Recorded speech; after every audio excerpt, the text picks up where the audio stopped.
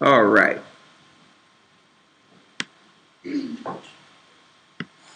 Today, brothers and sisters, we're going into a lesson, a very important lesson that have affected our society. I'm not just speaking of the black church. I'm speaking of the Christian church as a whole.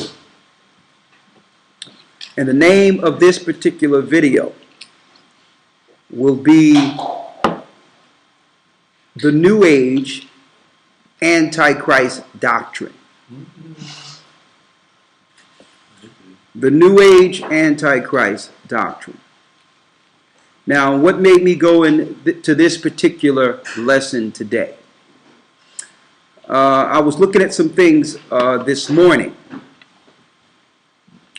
concerning the spiritual leaders over the earth today. The people that the majority of the population go to for spiritual understanding and guidance towards a better life or what have you. And I was amazed at the number of witches and warlocks and sorcerers that are at the apex of all religion, mainly starting with the Christian church. Now, I would like to make a disclaimer that there's a clear difference between what the Bible teaches and what some of the characters we will show you today teach. So for those who know that there's some deception in Christianity and use that as a pretext to shun the Bible, we'll give you the understanding of why you should keep the two separate.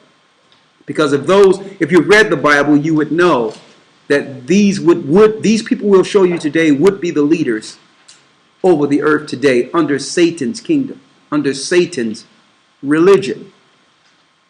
Now, personally, myself, and I'm going to start this off by identifying a few books that I know that growing up, your mother had, your sister had, your family had, and it was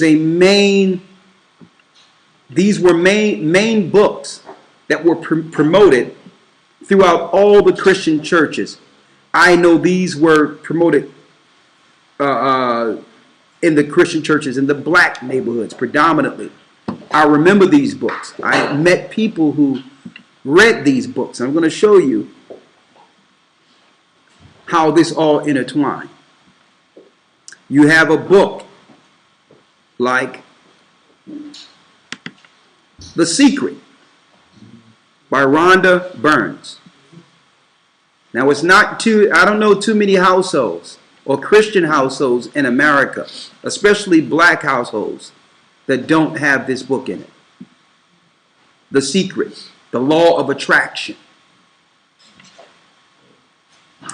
Another book that I wanted to go over.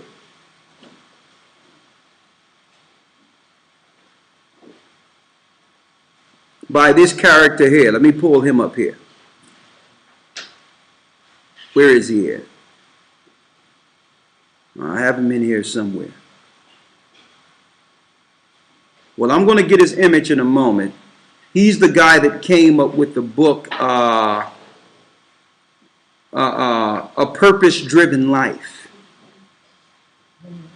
I don't know how many people out there that don't have this particular book, A Purpose-Driven Life. Let me get him here. Rick Warren is his name.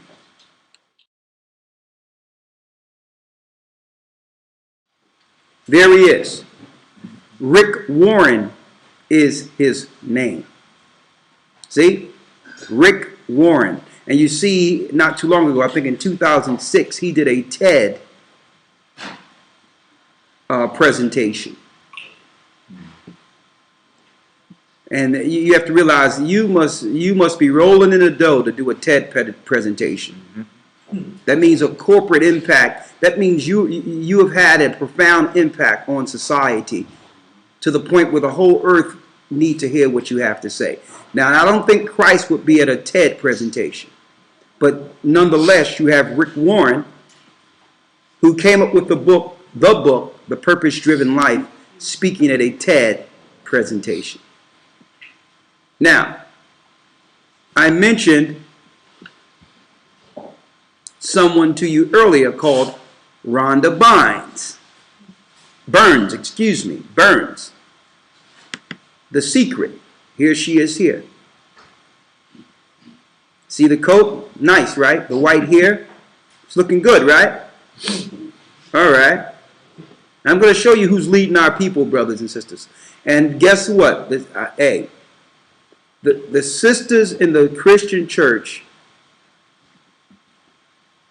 worship this woman as if she is the Christ herself, as far as their commitment in putting their finances towards Rhonda Burns' books. Here she is. Author of the month, Rhonda Burns.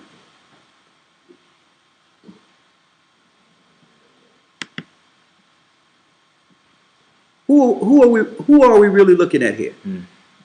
Who is she? See, I have to put this out there because you see these books and they are on the shelves of every Christian library that I've seen in America. What are her books doing in the Christian church? See, you know, women, when they get in the tan, here's another image. You know, you have to have that modern day look. All the stars are doing it. They want to read The Secret. What's the secret? I want the secret. Right? Just going through a few images for you. And you know we have to talk about her. There she is. Satan's daughter. Oprah Winfrey. Because why? She is the woman that introduced this witch to you.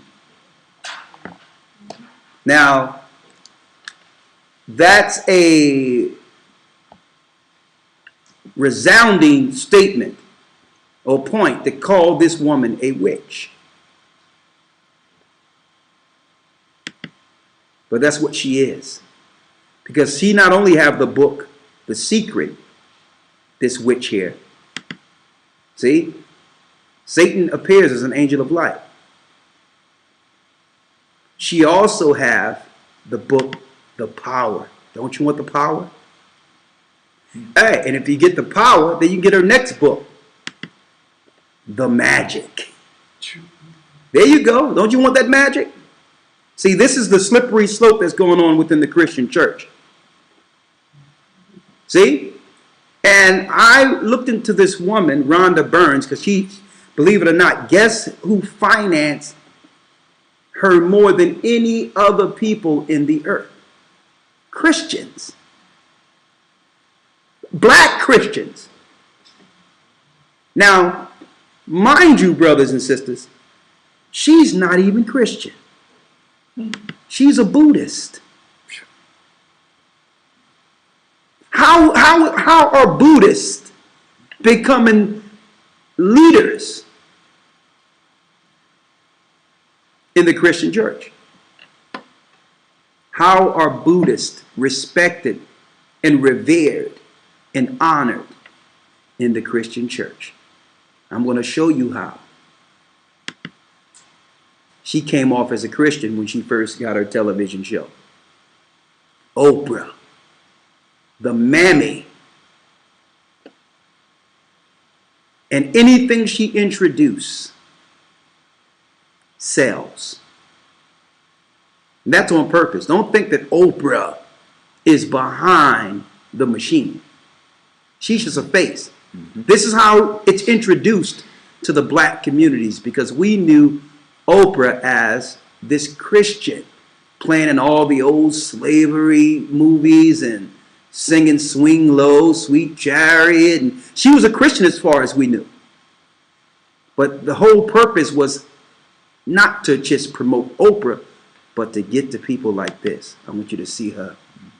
Look at her face. I've seen this face in many black churches. I turn it around so y'all can see it here. Look at this. Oh, look at that. I've seen this face. She's engulfed in the spiritual church of Satan right now. Let me turn it this way. Look at this. Hey, I've been in the Christian church. I can tell you a church face when I see it. Okay? There it is. She's engulfed. Whoever's saying whatever they saying, she's feeling. Right? I know they may get mad at me because I'm going to break it down piece by piece to show you the deception, because this was a patient work to get it to the point where after all we've been through, we would listen to the likes of this.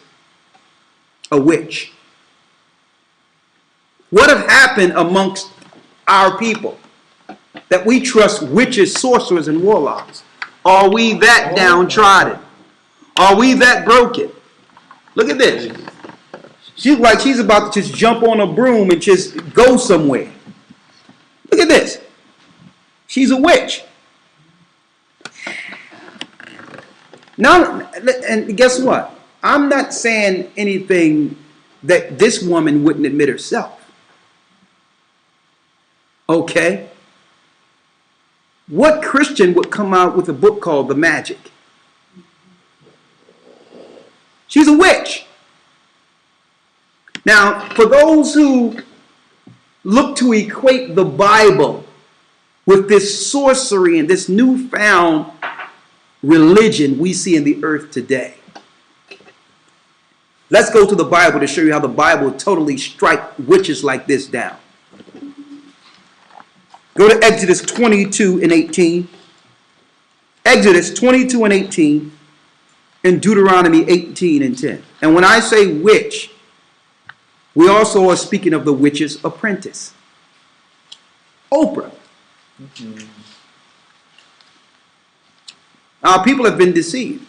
What they will tell you is that these principles that you learn through this new age philosophy is really the same principles of Christ, but they're just giving you some in-depth details that you couldn't get by reading the Bible. See, that's the deception.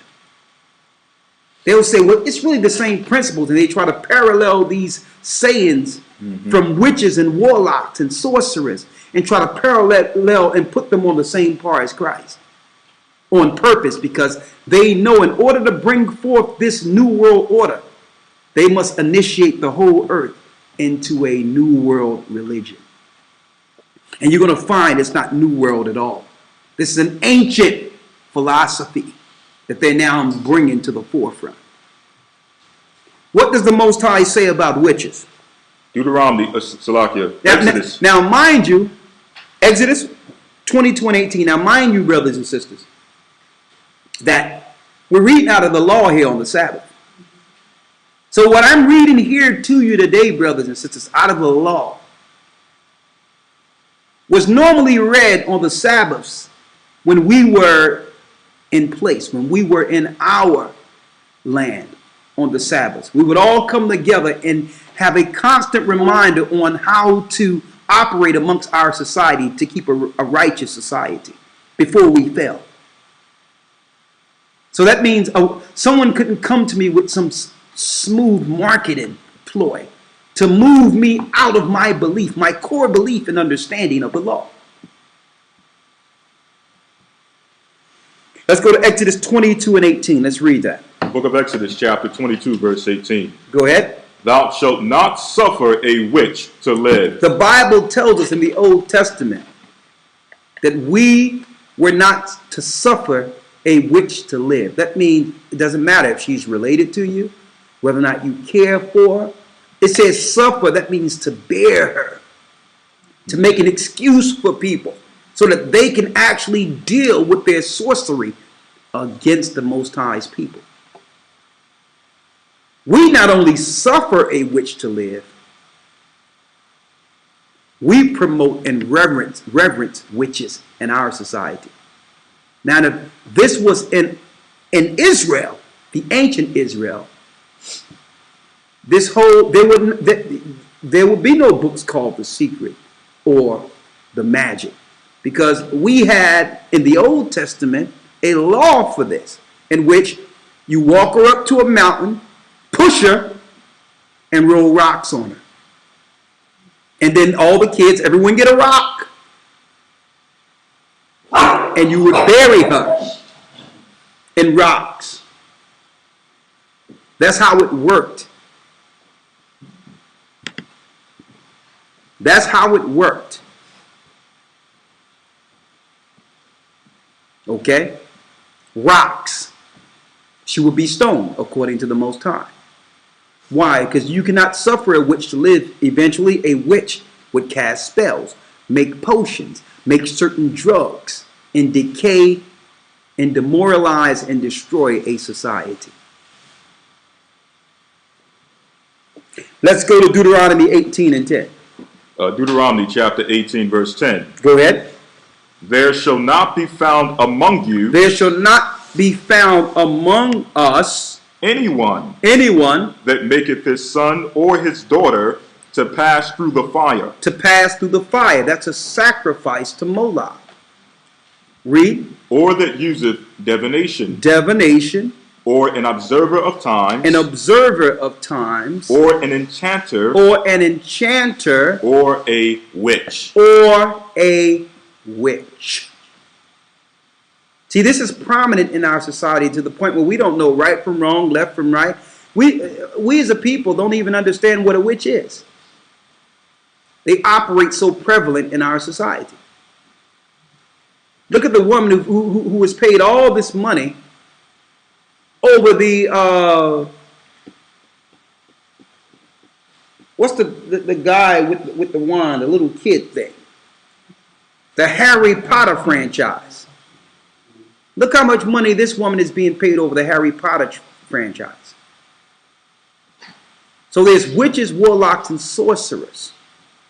Now, society will make us all think that these are just independent entrepreneurs with their independent thought and that are capitalizing off of what they can bring to society personally without having us know that this is an agenda.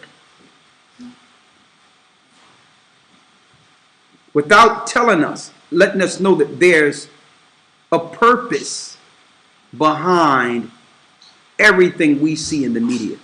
Everything we read in these books, there's a purpose. There's an ideology that they're moving us all towards. Let me show you. So in order for us to understand what the New Age movement is,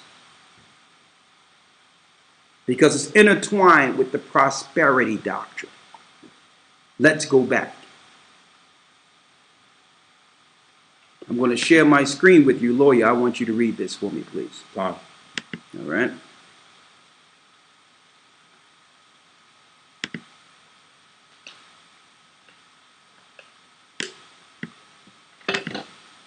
We're going to get into the word, but I just want to share these things with you to give you a visual first. I'm going to take you all the way back.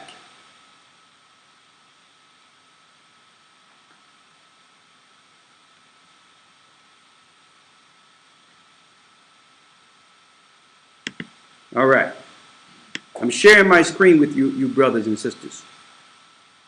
And on the screen, you see a guy by the name of Phineas Parkhurst Quimby. Okay?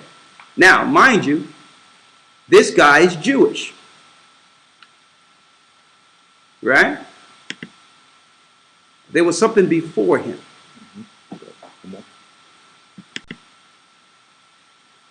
So this is research you can actually do yourself.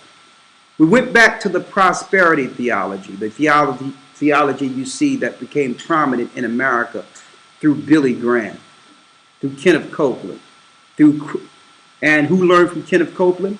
Creative flow of dollars, Creflo Dollar. The whole prosperity movement came from Billy Graham, Kenneth Copeland. They're the fathers of this new doctrine that intertwines with that which we just showed you not too long ago. This is where they began to infiltrate the Christian churches. After demoralizing and taking down certain people, separating families in the black neighborhoods. They began to teach a doctrine that was needed, a doctrine that said, give me money. After you tear someone down and the families are separated and people are on welfare and you're struggling and you can't get a job, the only mainstay we had as a people was in our refuge was the Christian church. So what better place to pitch a new doctrine? A doctrine which you understand according to society would cure your financial ills. They could get everyone in the church on Sundays now and give a promise. And it began the prosperity doctrine. I'm going to show you how this all intertwines. We're going to read this right out of Waukee, the prosperity theology. We're not going to read the whole thing, but I just want you to point out a few things you went into earlier, Lawyer. I'm sorry, I'm going to just read the definition at the top. The definition, okay. This is prosperity theology, sometimes referred to as the prosperity gospel. The health and wealth gospel, or the gospel of success, is a Christian religious doctrine that financial blessing is the will of God for Christians. A financial blessing is the will of God for Christians. Go ahead. And that faith, positive speech, and donations to Christian ministries will increase one's material wealth based on non-traditional interpretations of the Bible. And I'm glad that was distinguished. Because this is a new age understanding and philosophy that have nothing to do with the core principles of the Bible. Many people are going into atheist and all that because they see what churches are and believe that it's coming from the Bible. And it's not. It's coming from the pits of hell, Satan himself. Go ahead. This is based on non-traditional interpretations of the Bible, often with emphasis on the book of Malachi. The doctrine views the Bible as a contract between God and humans. If humans have faith in God, he will deliver his promises of security and prosperity. Confessing these promises to be true is perceived as an act of faith, which God will honor. They're lying. Faith, the word faith is their cover.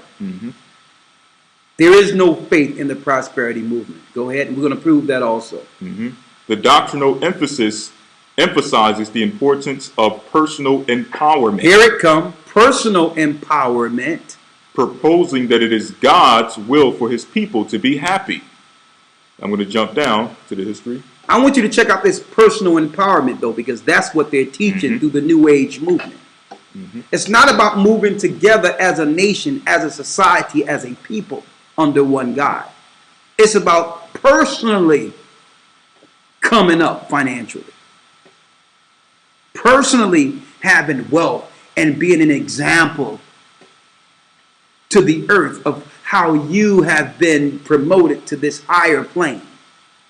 That was that's an ancient promise from the garden. We're going to go there again. The Garden of Eden. We're going to go there. Keep on going, Lloyd. I'm going to jump down to the history, the third paragraph. Go ahead. It says it was during the healing revivals of the 1950s. It was during the healing revivals of the 1950s, because in the 1950s were the times where they would have people come out for healing.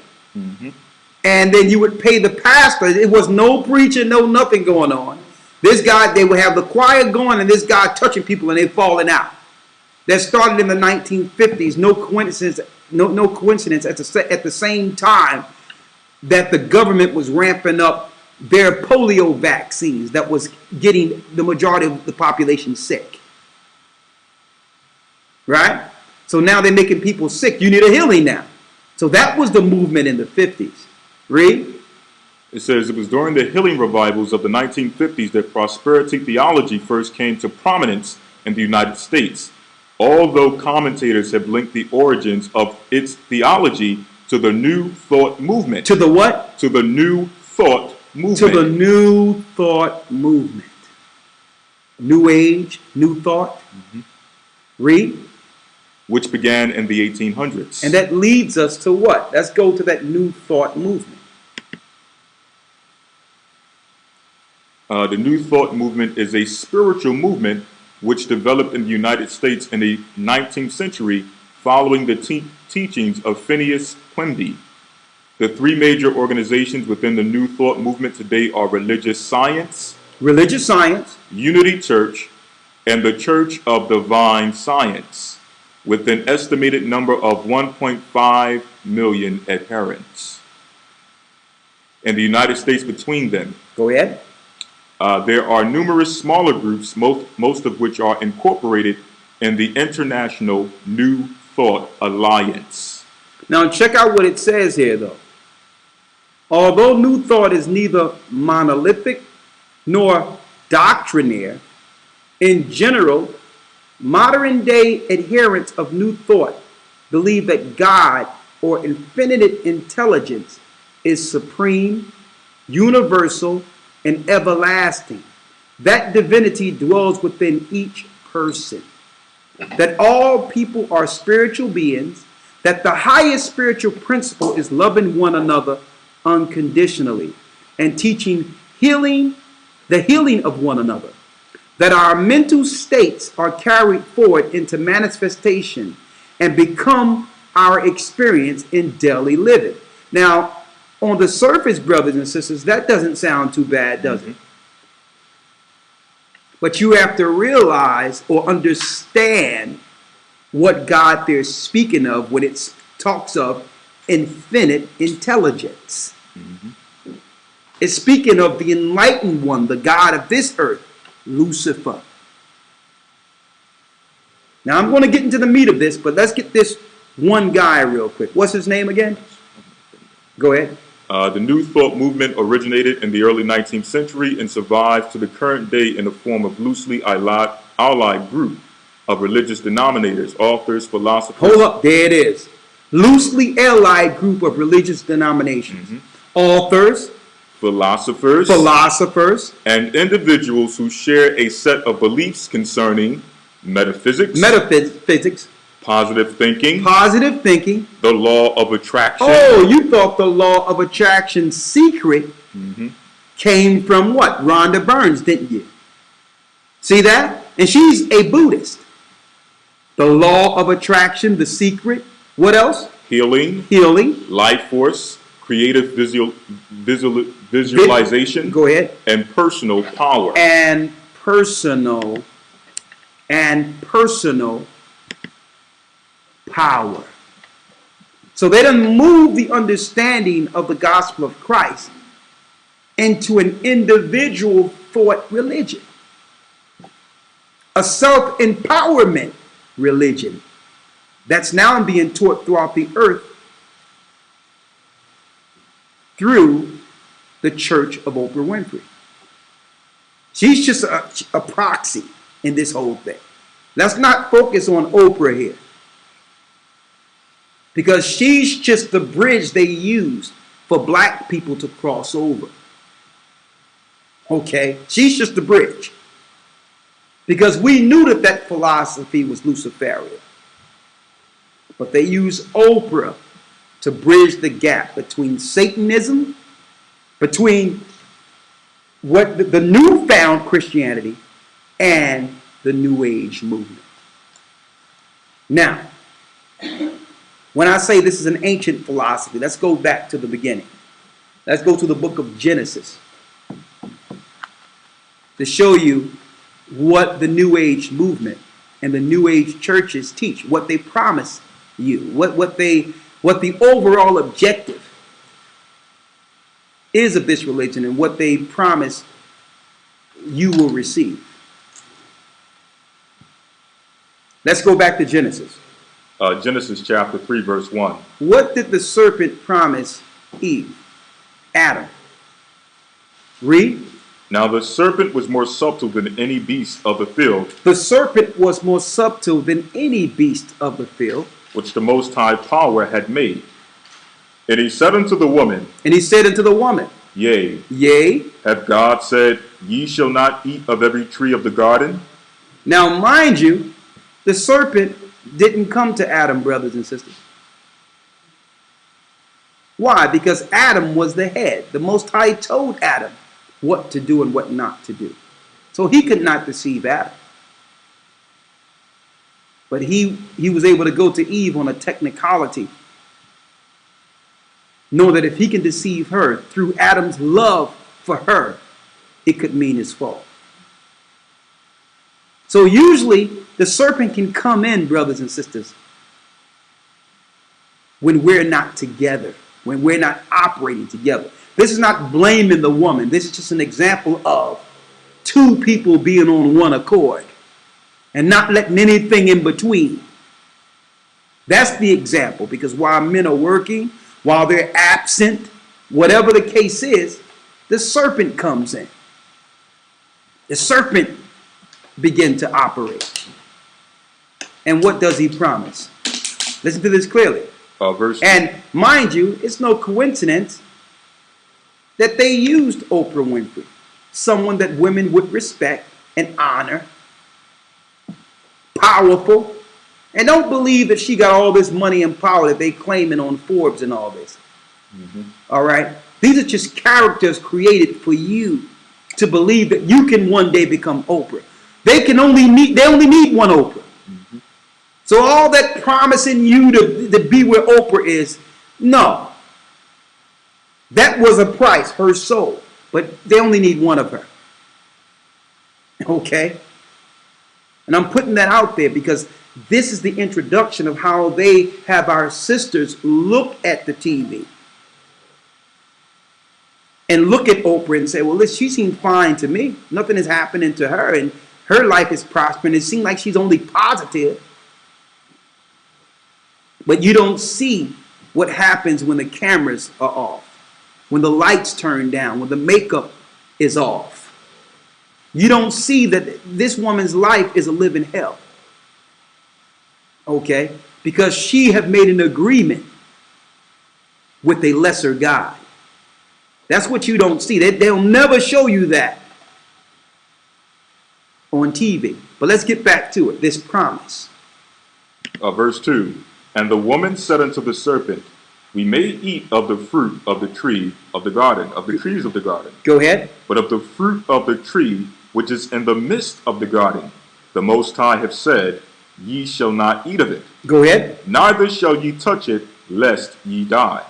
And the serpent said unto the woman, ye shall not surely die. So the serpent said, you're going to live. Now, was he lying?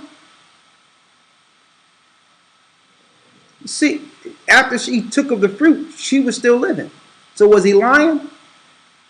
He understood what death is. He understood that it was speaking of more than just a physical death here. You're going to live. Yes, she lived. But what happens eventually? Keep on going. Verse 5. For the Most High doeth know that in the day that ye eat thereof, then your eyes shall be opened. Your eyes shall be opened. That means you can see things that you wouldn't normally see.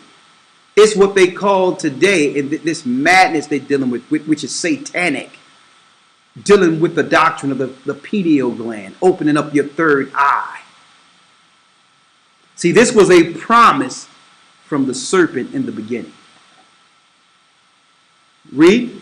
Then your eyes shall be opened, and ye shall be as gods. You shall be as gods. And that's what they're teaching now in this New Age movement, that we all are a god. Even Oprah, everyone is saying it now. Yeah, I'm a god. You a god. That's what. Then they try to bring Christ in. Didn't Christ say that we are gods? But he says we shall die like men, because the gods that we're speaking of, that Christ was speaking of, wasn't speaking of gods from on high. It was speaking of judges on the earth. But they try to use that ambiguous term of gods to say that we can be like angels, fallen angels. Because what did Lucifer understand? Read, it's going to show you. For God doeth know in the day that ye eat thereof, then your eyes shall be opened. Your eyes shall be opened. And ye shall be as gods. You shall be as gods. Knowing good and evil. Knowing good and evil. So what did Satan offer? Information. Science. understanding of certain things. Now, eventually, through the power of the Most High, at the end of this, we receive it all anyway. But it's receiving that promise to get an edge over other people. See, and that's what he was promising Eve. See? Now, when the Most High looked to set the record straight, he told the woman, because of your sin, that you will be subject to your husband now, and he shall rule over you. See? And your desire shall be unto your husband. So the feminist movement,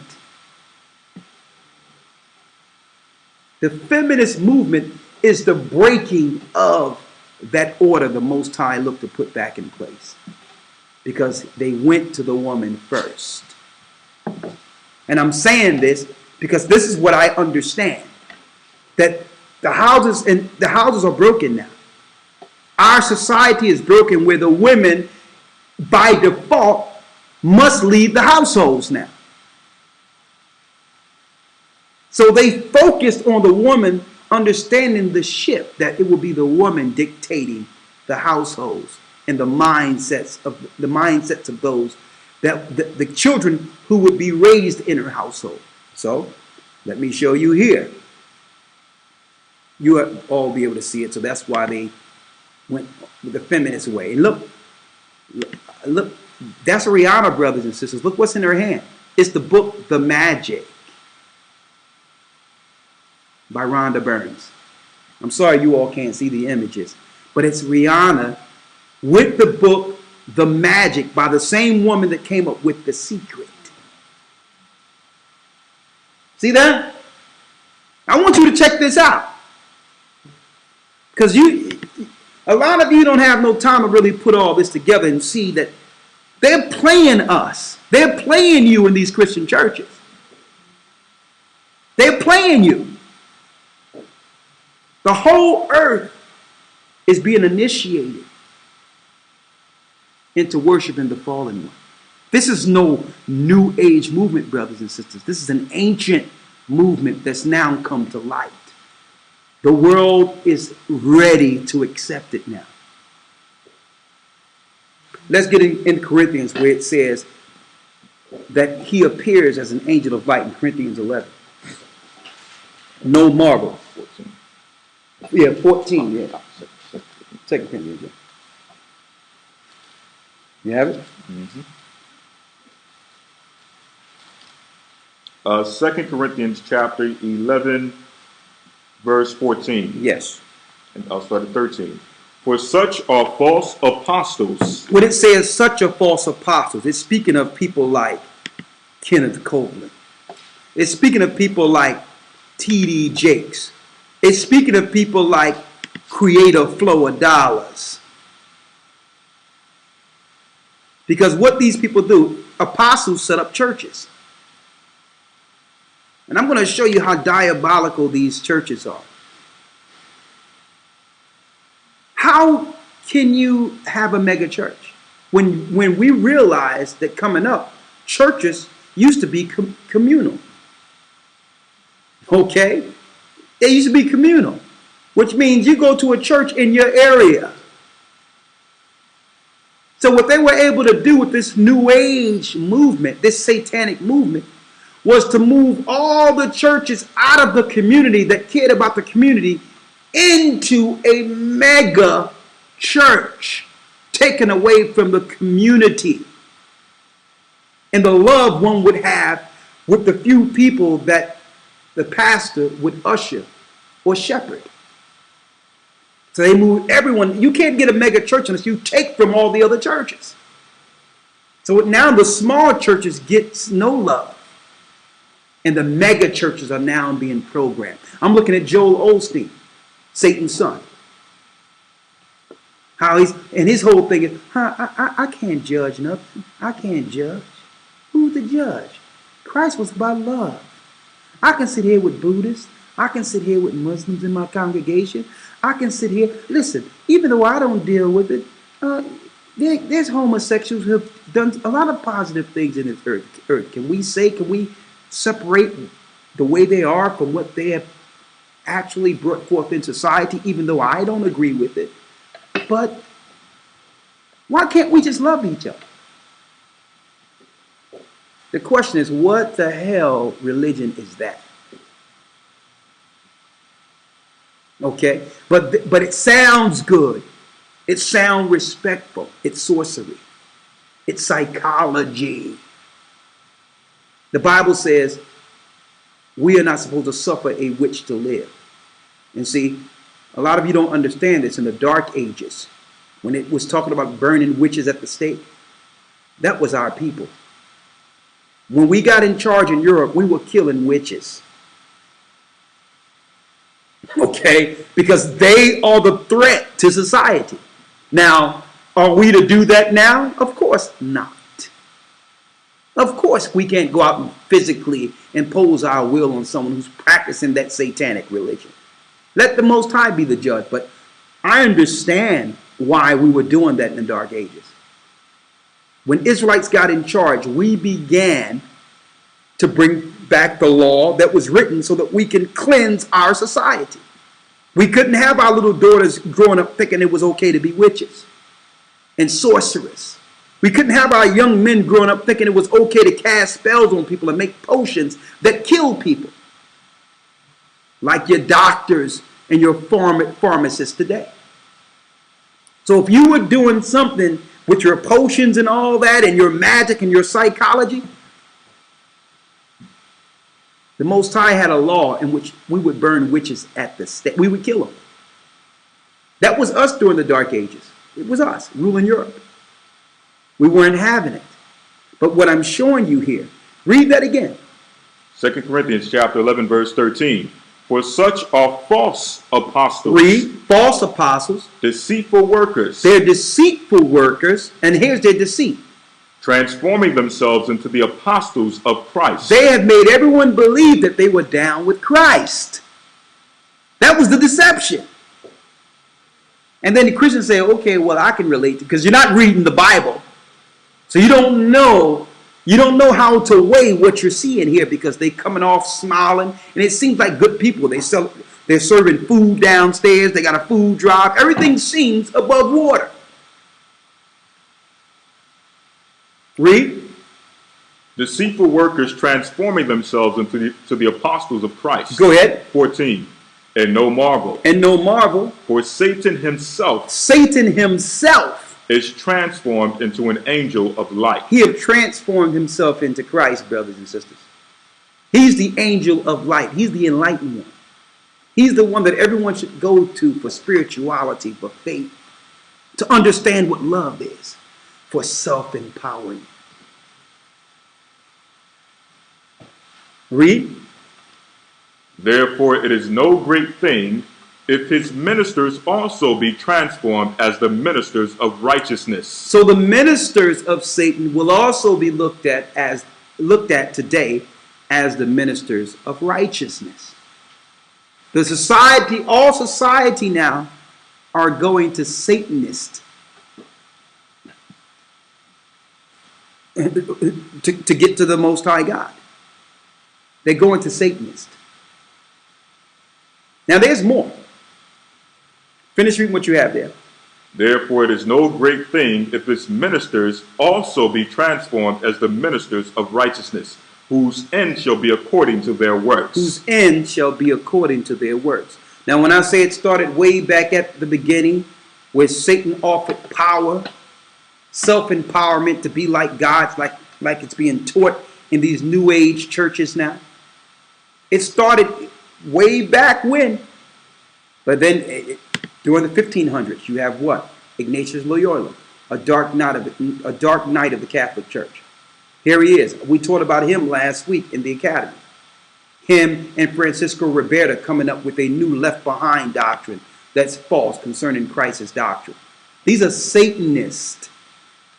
So in the 1500s, the Christians looked to take down a black man named King James and bring forth a New Age philosophy in which they would water down the Bible. When I say water it down, don't teach the true intent of the Bible and teach a new pagan philosophy that will lead people at the very end to reject the Bible altogether when they realize the doctrine is a lie. It was all a plan. Him and Ribera, under what? Here he is, Satan's son, under the papacy. Now, see, brothers and sisters, it's a slippery slope here, because at one time, we knew not to follow any book outside the Bible. So later on, once they got their grip, their hand in our book, they realized that there's certain things in our Bible, the King James Version Bible, that would expose them. So in the 1700s, they came up with the New King James Bible. They had the Jehovah's Witness come out with the New International Version or whatever they're dealing with. They started watering down the truth concerning the Bible and giving us a new Bible. And there's no coincidence that in all black churches that I've seen, you cannot find a King James Version Bible. The NIV was published by the same publishers that published the Luciferian Bible. So they needed to take the Bible out of the churches before the children of Israel, which are our people, begin to wake up. This is how they led everyone down into a new age. Now they gave you a book that says the Bible, and it's not the Bible. Right? Then the 80s, they came up with new.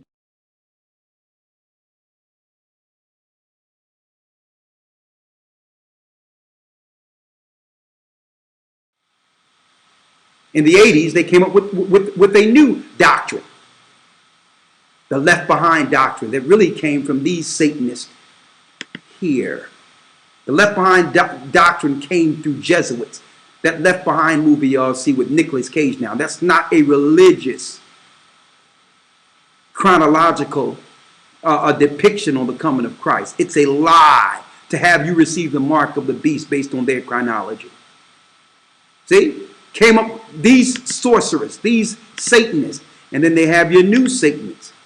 And mind you, you would never guess who bought these guys' books, the Left Behind books. These guys became millionaires. These are Jesuits, Satanists. Look at them. They're Satanists and got paid to continue a Left Behind lie.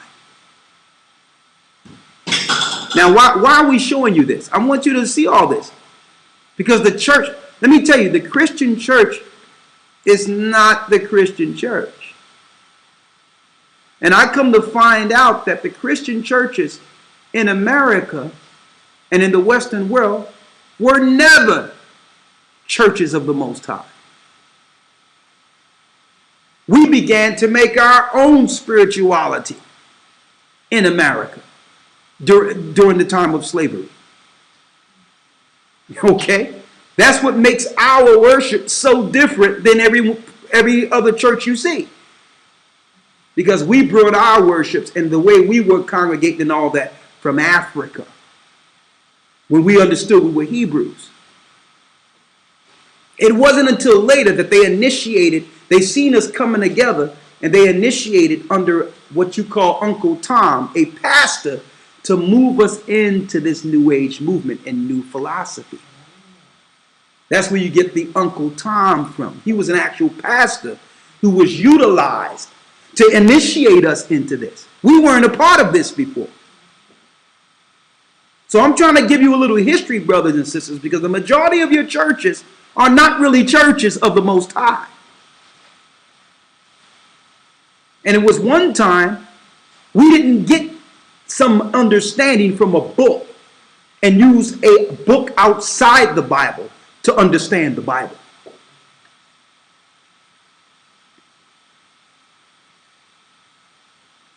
Let's get Ecclesiastes 12 and 12 real quick, and Isaiah 34 and 16.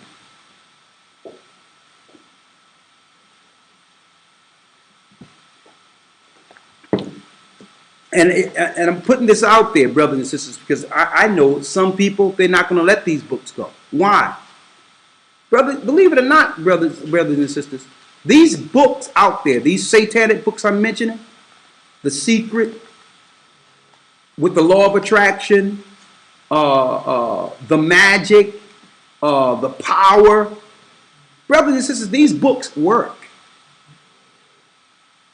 You have some people who had nothing and followed the steps of these books, and it changed their life financially. Okay, so some people we're not going to be able to convince them about the true origin of what they are believing in and are participating in. We understand that because those things work. Magic is real. Sorcery is real. But be careful, because if we've learned anything in this earth, brothers and sisters, there's nothing we receive. There's nothing that you can receive in this world without a price. That's the part of the prosperity gospel they're not telling you. Yes, you're going to receive something, but what you giving up?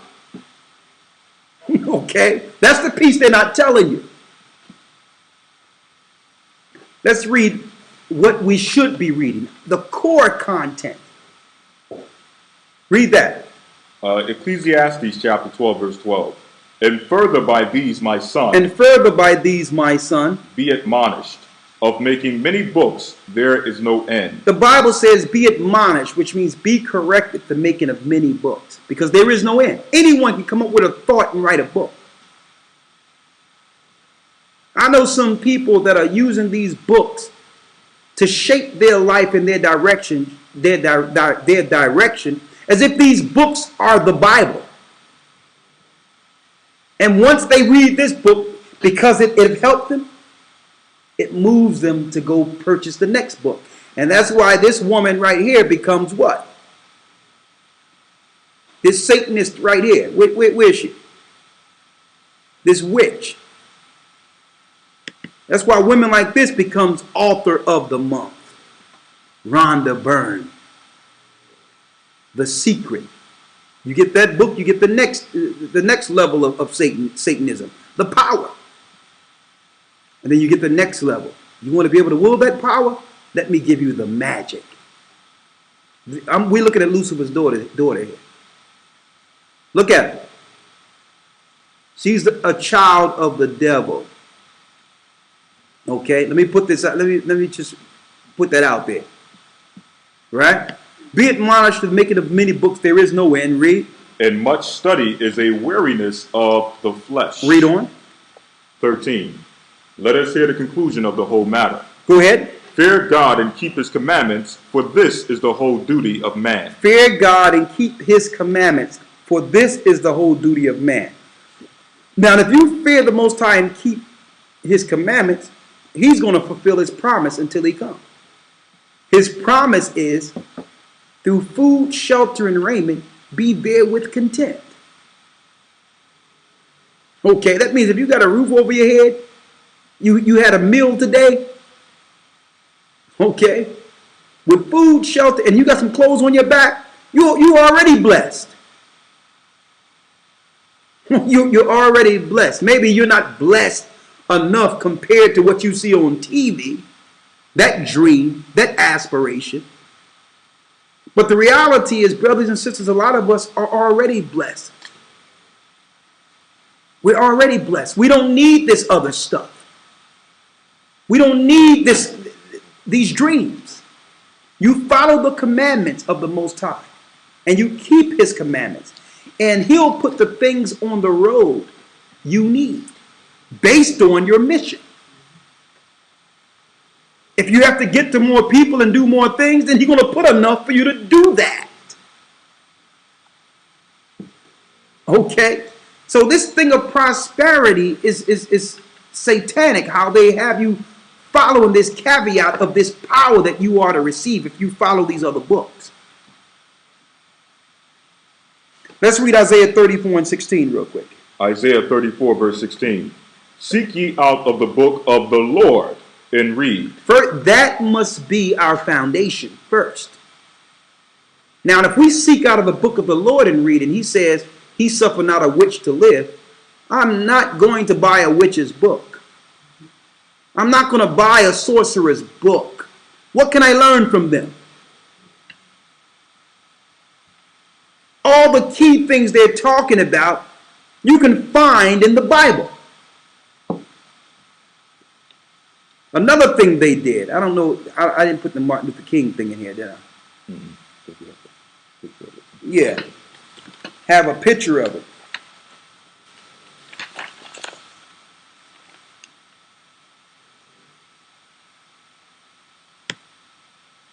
Yeah, here it is. Here. One moment.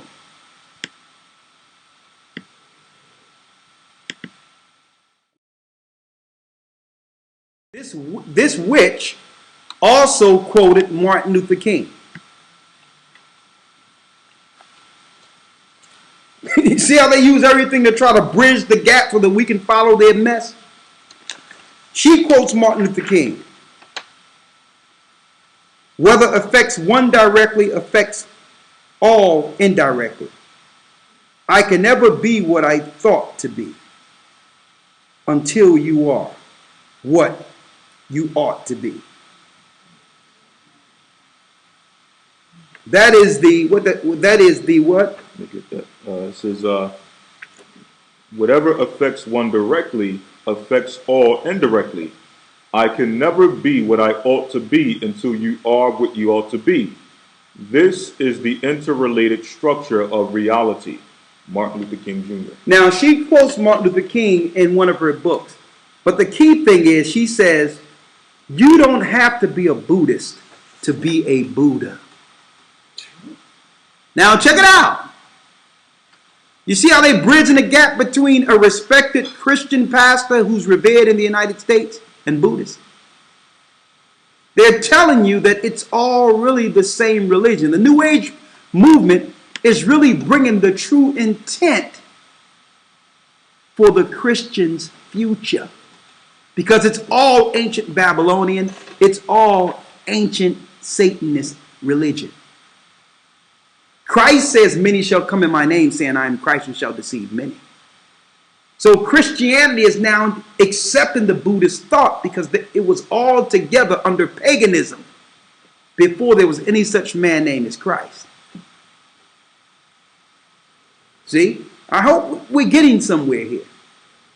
Be it modest to make it of many books, there is no end. So you're going to have philosophers. They're going to use Martin Luther King. They're going to make you believe that you can relate to them in some way, shape, or fashion.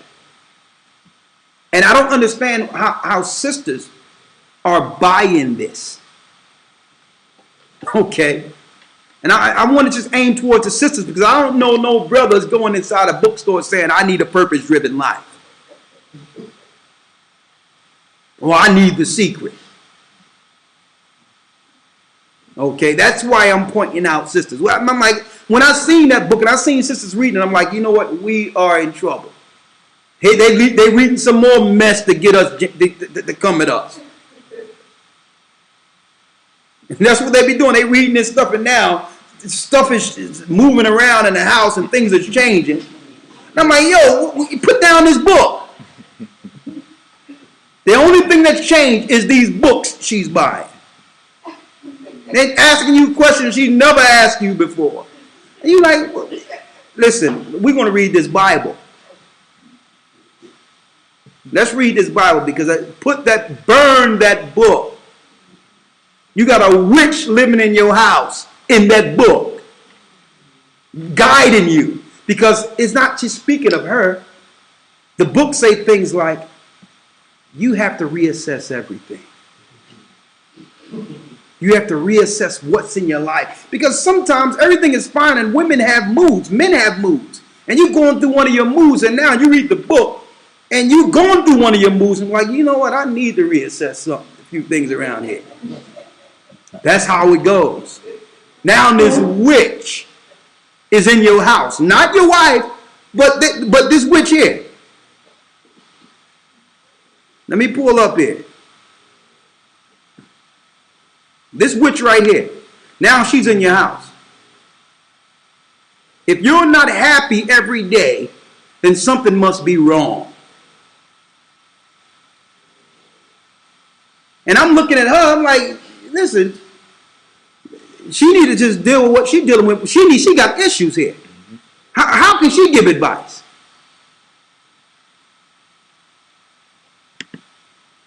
But that's how it works, brothers and sisters.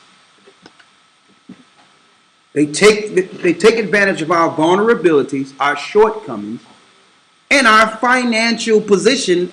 You know, they come in at a key point in our life when things are not really doing too well. And they help us. See? But you don't want that help. I have a few references I want to read. Okay, go ahead. Go ahead.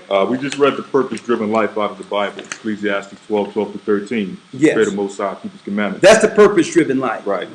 Let's see what the Bible says about the secret. Yeah, it go to secret. Here's a secret from the Most High. Let's get some secrets here. Deuteronomy chapter 29, verse 29. The secret things belong unto the Lord our God. Who they belong to? Get that chapter and verse again. This is Deuteronomy 29:29. No, let's get the secret. The secret things belong unto the Lord our God. Go ahead. But those things which are revealed belong unto us and to our children forever, that we may do all the words of this law. Exactly. So we have enough to understand than to try to find some secret.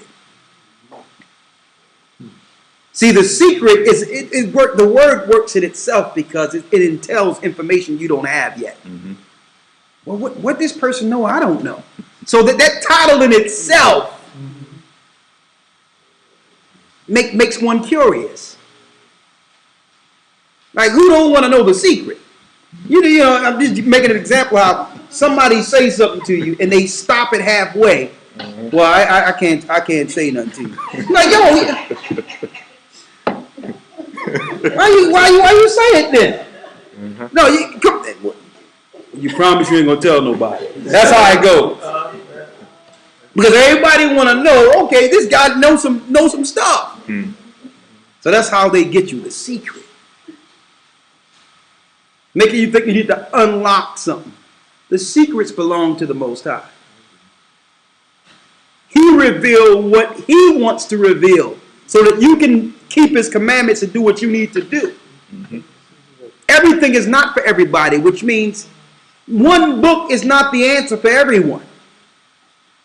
There's some things, brothers and sisters, that we just shouldn't know. That's the truth. There's certain things that should stay secret. Okay? Then they show this woman's life on Lifestyles of Rich and Famous. They give her books of the month and all these things, and everyone is looking at. She's premiered on Oprah 5-6 times, and you wonder, well, how did this work for her? You know how she's able to do all these things and look so rich and be so rich? She done took your money with the book, The Secret. And they sitting there, she's reaching her thought pattern. Oh my goodness, no. She got your money. And you never tie those things in. These sorcerers are serious. They are serious. And I want to put it out there. Because every now, I notice because the Most High give us the inspiration to be pastors, teachers, and preachers. But it's a shame because everyone that's aspiring to actually serve the Most High now must follow this new age way of doing it, or you're not accepted. Everyone is reading these books to try to become the next Kenneth Copeland or Creative Flow of Dollars or T.D. Jakes. You don't even want to serve the Most High how the disciples were serving it and how Christ was doing it. You want to become these new age power speakers. And that's not the way. One other thing, let's get into this money real quick. I want to get into this money before we answer a few questions. And guess what? If Rihanna got the secret, if she got the magic, what sister don't want to have the magic? And I'm looking at it, I'm like, this is a shame because this sister was once a beautiful sister. She had some innocence with her. And now, what is she promoted as? A witch, a harlot. She got the secret, though. She got the magic.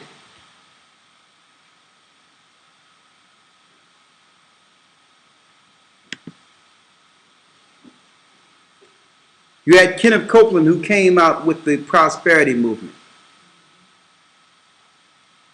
That if you're poor, you're not blessed. Satan is in your life if you're poor. Well, Kenneth Copeland, I got a problem with that, you know, especially if we were dragged over into like a land and had to serve for nothing. That's pretty poor. And then been put in ghettos, and you understand, and I don't understand how everyone else can get things, even though I understand the Most High put us in this position so that we can call on Him. So don't think that I'm crying about our condition here. But you have the majority of society that's predisposed based on classifications to be poor. You can't say God is not with millions of people because they're poor. That's just stupid. But they got some poor people to look for an advantage and want to follow this Satanist here with his private jets and his big houses and all this mess. Tax-free money. Right? So you know he had to have him a black apprentice. There you go. This guy changed his name to create a flow of dollars. That's what Creflo is. That's not his name. And his wife's name is not Taffy either. This guy named himself Create a Flow of Dollars. Here we go now. And you wonder why so many people in this earth are now turning into atheist teachers. And they don't believe in the Bible because they look at those who represent it, who they think represents it. So this is also going out to those who looked at people like this and put down the Bible because of this new movement. The Bible is true. The Bible exposes these criminals for what they are. The Bible is true. The problem is man. Yes? How does Kenneth Copeland deal with Lazarus? How do we deal with the story of Lazarus? Yeah. He don't deal with the story of Lazarus and the rich man. He don't deal with the rich man in hell. He don't deal with that. No. He just deal with whatever it talks about giving him money. So, let's see what Christ have to say. Let's go to Matthew 6:24 and 1 Timothy 6:10. And also I looked at the core beliefs of these Satanists as far as these Buddhists. And everything, let me tell you, it's everywhere, brothers and sisters. I'm looking not only just in the church. I mean, what's wrong with a regular exercise class? Everywhere you pop up, it's yoga now. And that's the new thing among sisters too now. Oh, I'm just coming from yoga. Why don't you can run around a corner and exercise yourself. Why are you doing yoga? Okay, I'm telling you, they're pushing this Satanist New Age movement. I was exercising before any such thing as yoga. But it's like, see, yoga embodies it all. Mind, spirit. I'm like, no. You sit there, you're channeling, and a demon, you sitting there with your legs folded, waiting for a demon to just come right up in you. That's what's going on here. So it's not just in religion, it's in every part of our being in this earth. They're leading us into the New Age movement. It's everywhere. Let's deal with this money thing real quick. Let's go to Matthew 6:24. Matthew 6:24. No man can serve two masters. No man can serve two masters. For either he will hate the one and love the other. So there's no middle ground. And this is speaking to everyone out there. There's no middle ground. If you're serving the Most High, the God of all gods, the Creator, or you're serving Satan. There's no in between. There's no, just like Oprah said in one of her broadcasts. There's many ways. You can't say your path is the path. Many ways. What are you talking about? We were listening to you, Oprah, because we thought you believed in Christ. What you mean many ways? You just can't, that can't possibly be the only way. Remember she said, that can't possibly be the only way. What? These people are Satanists. And it's deep because anyone with a true word and understanding of doctrine in the Bible would never get a platform to teach. We could even teach on a public access channel, let alone get the forum to do what Oprah's doing. We just spoke some truth for about a few hours in Manchester, and they almost shut the whole radio station down. They just shut the whole program down. So there's really no outlet for the truth here. I mean, the Jewish guy admitted everything. The guy, and you know what? You know I got something on that before we leave. Because that's not finished. Before we done, I got something on that. Before we release the video. But that lets you know that Satan controls this world. If you're bringing out the truth anywhere, it's immediately censored and stomped out. But I can hear these witches and warlocks teach all day long. All day long I can hear these witches and warlocks and sorcerers teach all day long, and no one say anything. I can just hear them. I'm pointing them out to you. I'm looking. They're popping up everywhere. Look at them. See? I can see these guys every place. Every place.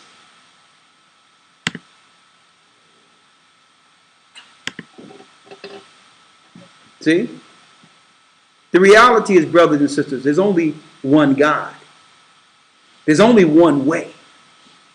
And Oprah says, it can't be. It can't be just one way. It just can't be. Why? Because she knows that if there's one way, she's not going to make it. Because she's not following it. Didn't they on that show, the lady said, what about Christ? What she said? And yeah, a woman stood up and said, well, what about Christ? She said, and? That's Huh? what she said. She was like, and? She said, and?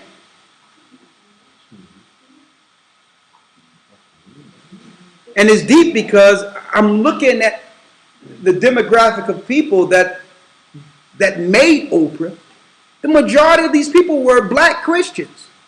Somewhere she switched over her thing into something else. It was black people that were supporting her that got her on her feet. And this woman stood up and says, what about Christ? What are you talking about? Because she's a Christian in Oprah's audience. So if she knew that you wasn't following Christ, so people were deceived. And the way they do it is to say, well, these principles have been to the earth for many years, and people like Christ actually brought forth these principles. Well, if Christ brought forth these principles, why do we need to hear anything else then? Why can't we just read the Bible and follow Christ? What you have that Christ can't give us? Those questions are never asked. Will Buddha have these core principles? Will Buddha also have satanic principles? Speaking of reincarnation and people coming back as plants and fish, and should I believe that too? Satan wants us to believe that you have another shot so that you can waste the life you got. Okay? This is it. Hebrews 9:27 tells us, it's appointed unto man once to die, then the judgment. If you waste your life, believe me, this is the only one you get. You don't get another shot. So that's the things they want. Buddhists and all those teachers, they're lying to you for your soul. There's only one God. And there's only one way to serve him. And it's to keep his commandments. Period. The commandments are contained in the book. The Most High is very simple with this. You look at the Bibles, see the do's and don'ts, and that's it. You do the things he say do, and don't do the things he say. The things he say don't do, you don't do those things. It's that simple. All the love and all the stuff that they're talking about, you can find in the Bible. You don't need a purpose-driven life. Okay, sometimes money can really reveal who you are and get you destroyed. Some people don't need a certain excess of money.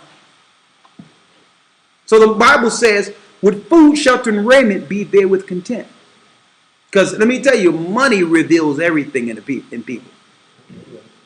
It reveals everything. If you see someone's different because they have money, or they operate in a certain way because they have money, that actually reveals what was in them. So money is not the answer. Finish reading that. No man can serve two masters. Go ahead. Either he will hate the one and love the other. That's the key thing. If you're not serving the Most High in this world, you're taught to hate him. There's no in between. If you are serving another God, you hate the Most High. If you are a Buddhist, you hate God, okay? If you are a Christian, a pagan Christian, and celebrating Christmas and Easter and all that, I know this is a hurt thing for you, but you hate God because God said don't do it. If you're eating pork, shrimp, crab, and lobster, the only way you can show the Most High you love him is to keep his commandments. Let's get that real quick in 1 John 5 and 3. See, we have a thwarted understanding of what love is too. God don't accept you for you. That don't exist. You're not that big. You're not that big and important that the God must shift all of his law and understanding to accept you. It doesn't work that way. We are supposed to understand what he requires, not be accepted for what we are. Get 1 John 5 and 3. 1 John 5 and 3. Read it. For this is the love of God. This is the love of God. That we keep his commandments. And that's why Christ told us. So when these New Age people deal with the principles of Christ, they don't understand what Christ was talking about. His love first started with the love of the Most High. Okay? That's the love. And keeping his commandments. Read that 1 John 5 and 3 again. For this is the love of God. This is the love of God. That we keep his commandments. That we keep his commandments. And his commandments are not grievous. And his commandments are not grievous, which means they are not hard to do. It's not hard to keep them. Unless we're rebellious, like the fallen. It's not hard. Thou shalt not do this. Don't do it. Period. The Most High have given us many choices and many things that we can do to experience life and love life. And the things he said don't do, just stay away from it. That's the love of the Most High. Not this, you must love me because this is how I was made and this is how I think. That's the New Age movement ideology. It doesn't work. You're worshiping Satan. That's why you hate God. You hate God. You hate God. Why? Because your thoughts are brought into judgment. Your sins are before you. So instead of us facing those sins, we hate the God that brought us law. See? So I'm just making some clear distinctions here. Read. Read 1 John 2 and 4. 1 John chapter 2 verse 4. Read it. He that saith, I know him. He that saith, I know the Most High. And keepeth not his commandments. And don't follow his commandments are a what? Is a liar. Is a liar. And the truth is not in him. And the truth is not in that person. You can't say you love the Most High and you purposely break his commandments. See, and that's why Christ says that you can't serve two masters. You're going to love one or hate the other. See, Satan is the God that allows you to be the way you want to be and be accepted anyway. And that everyone should love you because that's your individualism. That's Satan. And if you're that way, you're going to hate the God that gives rules. But Christ is bringing a kingdom. And you cannot have a righteous kingdom without rules. Okay? Let's deal with this money. And when it says mammon, that mammon also breaks down to not just man, but money. Money can become a god, brothers and sisters. It can become a god where you will excuse certain things and you will actually do certain things against the Most High's law strictly for money. Well, there's things I can't do right now because, because it is money. And I've seen brothers tell me, like, listen, I've seen it out there. Well, listen, brother, you keep on doing it, brother, because what you're doing is people need it. You keep doing it. I'm going to get this money and I'm going to help you. We never see these people. And I tell them before they go out to get the money, listen, we don't need your money. We need you. Okay? Let the Most High restore you and bring you up. We don't need you can't come and bribe the work of the Most High. And everyone will always say, well, listen, I'm going to get this money. It never turned out like I thought it was. It would, ever. Because their focus wasn't the Most High. They think that there's substances or things in this earth that can sustain the work. I had people go get money and say, well, listen, I can get the money. And when they got the money, they were gone. And I'm like, well, it doesn't matter. Because that is not the love of the Most High. Money cannot sustain us, brothers and sisters. And what happens, and it's going to happen soon, that's why I wanted to bring out this New Age philosophy and New Age movement. They're going to soon move physical money out of the way altogether. That means there's not going to be no tangible. We're going to be able to operate a little bit in this earth with our little technology, our cell phones or whatever for a while, but then they're going to move us out of that too. And you're going to know where everyone's heart is then, because that's going to mean whether or not you're able to live in your house, whether or not you're going to be able to drive your car. Everything is going to be predicated off of that. Whether or not you be homeless or your children not have food, then it's going to be known who's down with the Most High. So the prosperity gospel is moving us into total dependence on money so that we have no choice when it's gone but to receive the mark of the beast. That's what it's all about. This is full circle what we're showing you here. And they have ushered us. It was incremental, but they have moved us into this by infiltrating the Christian church with the New Age movement. The church is not the church no more. It's not the place we go for spirituality and guidance and connection to the Most High no more. Okay? It's not. It's done. It's been overran by sodomites, homosexuals, lesbians, cutthroats, robbers, pimps, killers. That's who control the sorcerers, witches, warlocks. And don't tell me that's not so. How many people I know in the Christian church, they on the subway, on the bus when they way to work, reading their horoscopes. Oh, I'm Libra. See what's going on there for me today. That's witchcraft, brothers and sisters. Did you know that? That's sorcery. You want to know what the Most High have for you? You go into the Bible. Okay? Let's go. Let's deal with this money. 1 Timothy 6 and 10.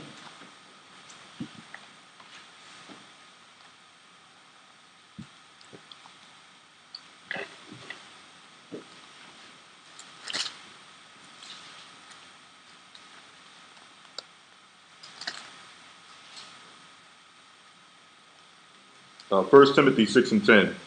For the love of money is the root of all evil. Read it again. For the love of money is the root of all evil. For the love of money, brothers and sisters, is the root of all evil. What do the prosperity gospel teach us? The love of money. That's the root of all evil. And that's what it shows you. When you get money, it shows really what you are about to some degree. Because people that's down with the Most High, it makes no difference. It never does anything to them one way or the other. Okay? They were charitable and helpful and loving and everything they were when they were broke. It makes no difference. It If you broke, if that's the mentality you operate in, that's the mentality you're going to operate in whether you have money or not. Same thing if you're rich or you have something. Because really, being rich have nothing to do with your financial status. Okay? It's the spirit. Doesn't have anything to do with your financial status. It's the spirit the Most High put in you. That's what make one rich.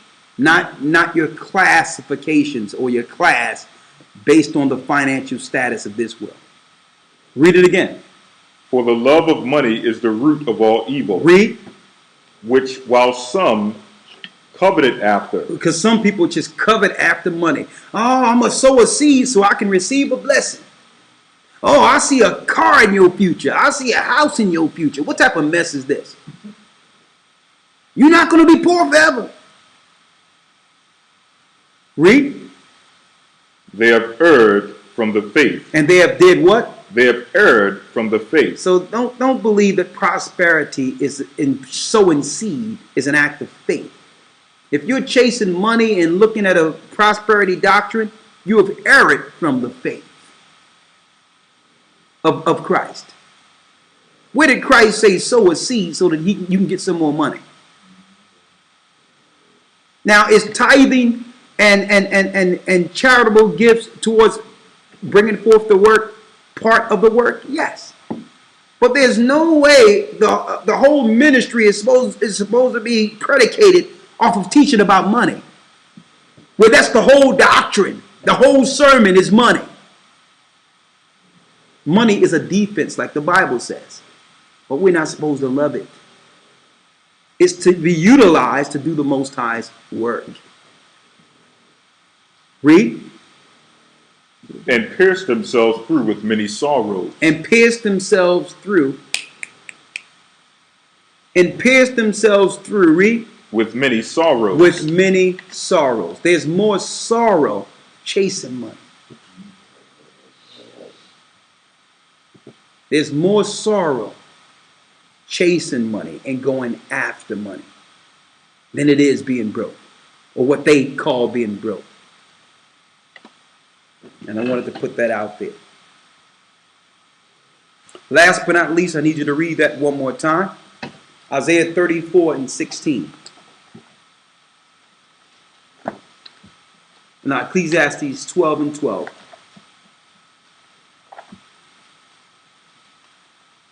12:13. The conclusion of the matter. Ecclesiastes 12:13. Let us hear the conclusion of the whole matter. Fear the Most High and keep His commandments. The conclusion of the whole matter is for us to stay with the Bible.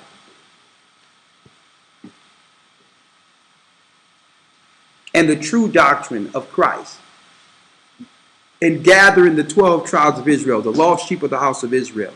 And bringing the true ministry and the true doctrine to the Gentiles. To the Jews first, then the Gentiles. To prepare for the kingdom to come. Christ's kingdom that will soon be here. That's the true mission. Not setting or making a path for Satan. And ushering Satan as the God of this earth through the New Age movement. And through the New Age philosophy. Read it. For this is the whole duty of man. For that is the whole duty of man. That's what we were put here for. We were put here to serve the Most High. That's our purpose. And by serving Him, He placed our purpose in us daily. That's our mission in life, is to serve and be accepted by Him. With that, I'm going to say shalom. I hope we gave you some key information. Share this to anyone you know in a church. And if they have any questions, I'll be more than glad to answer them with the Bible. All right. Let me answer a few questions here.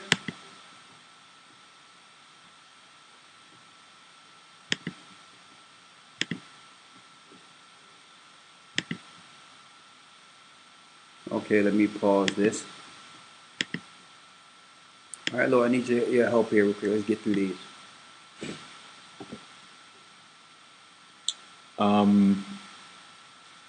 This is very good study as usual. Does the scripture say anything concerning horoscopes? Horoscopes, it don't say horoscopes, but that's going into necromancy. Fortune telling, that's necromancy. Okay, that's the answer to that. It don't say horoscopes in the Bible, it's necromancy. Like tellers and soothsaying. That's sorcery. You're not supposed to deal with horoscopes. It's evil. All right, what's next? Can you please explain what Acts 18 and 3, is that 18 or 15?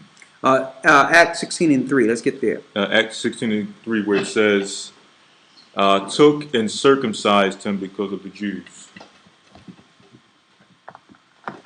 Let's start at the first verse.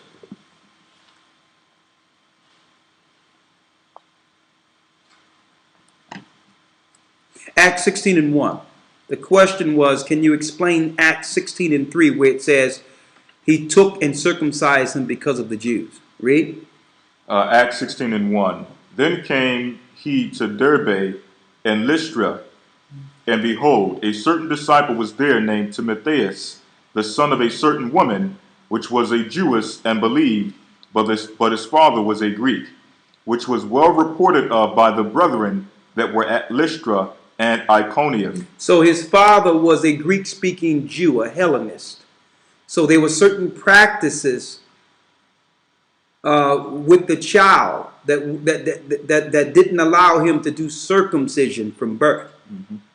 At this time, circumcision was a rite or a ritual by the Israelites. And if you weren't an Israelite, you didn't circumcise.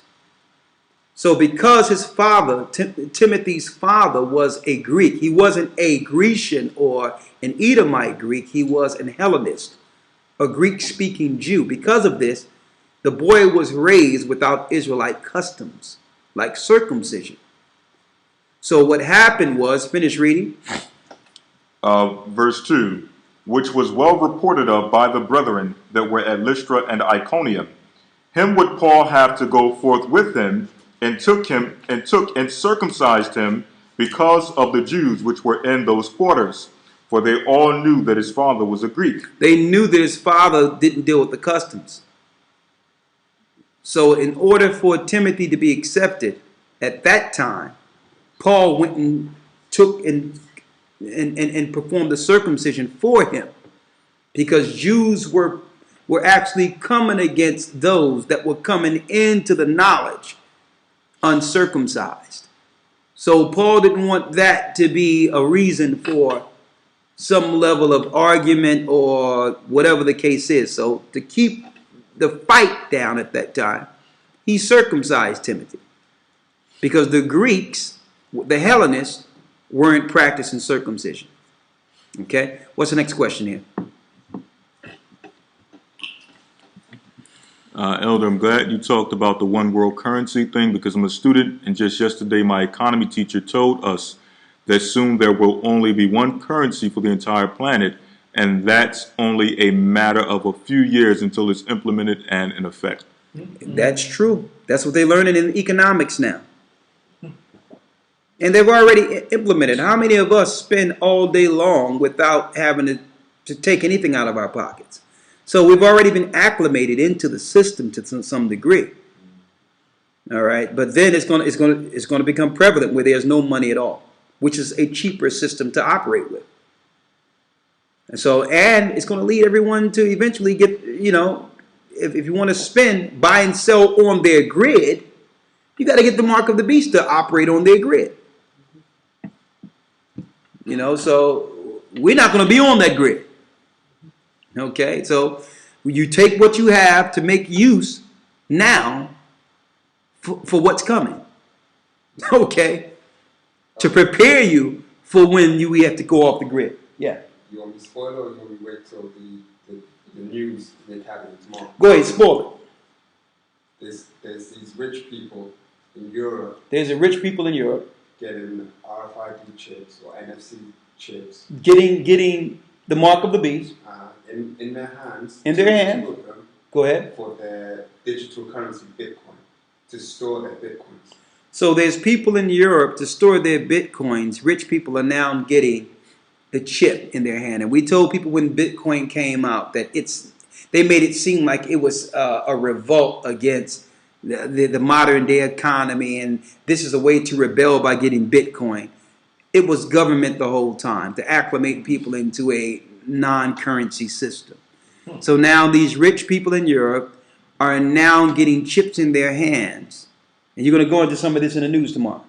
Shaprat going to be going into that and other things in the news tomorrow to get the chip in their hand so that they can spend their Bitcoins. Come on now. Bitcoins. Okay. Biometric money. That's what it is. It's what the whole earth will be under very soon. What's the next? It says, they teach you to keep the increase that God give you, but not to use that increase for alms and to do the work, but instead to keep it to feed the spirit of greed and for mammon. You're talking about the prosperity movement. They teach all types of mess up in there. But at the end of the day, it's about the guy at the top grabbing all your money. That's what it's about. It's not about you getting anything.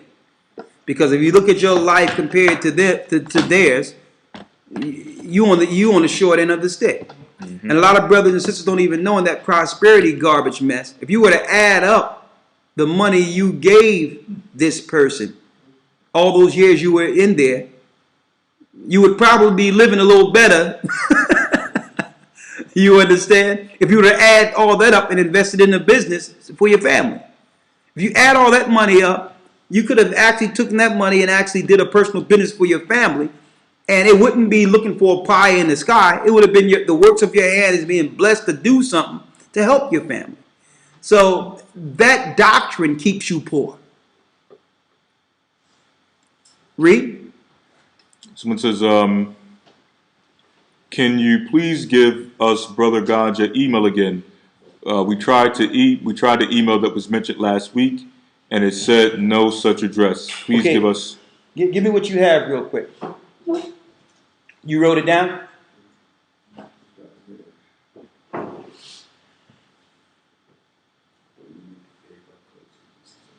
Thank you. Read the next one. Go ahead. You can keep going.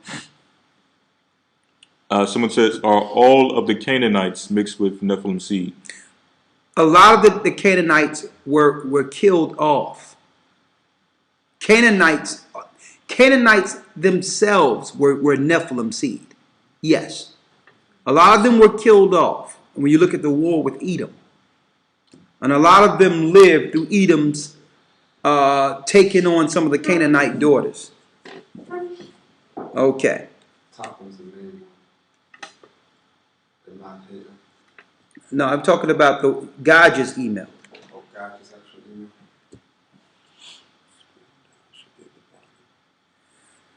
Where?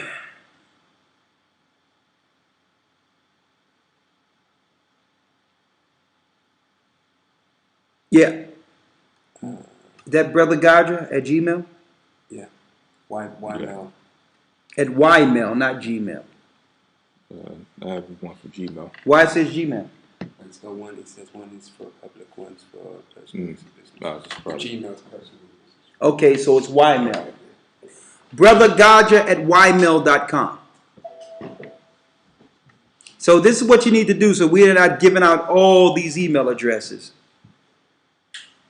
And plus we're going to do a shootout video to everyone on our email address, a blast. So that they can actually, help us with Gajah getting back on Peace FM and bringing some attention to him being blackballed. Because with the email and the petition, there's a petition that we want everyone to sign, an electric signature, so that we can actually bring some justice to this, so that we're not doing this on some we shall overcome vibe. The only reason we're doing this is to bring attention to it and use that platform so that brothers and sisters can now come together and keep that platform to teach our people in Manchester and throughout the world. All right. So you send an email to Brother Gouger at ymail.com, and he'll give you the directives for what you'll need to do from there. All right. What's next? Someone says, is Leviticus 19:5-8 a law against eating leftovers? Well, keep in mind, brothers and sisters, that when it comes to killing food, you're supposed to eat it the same day according to the law.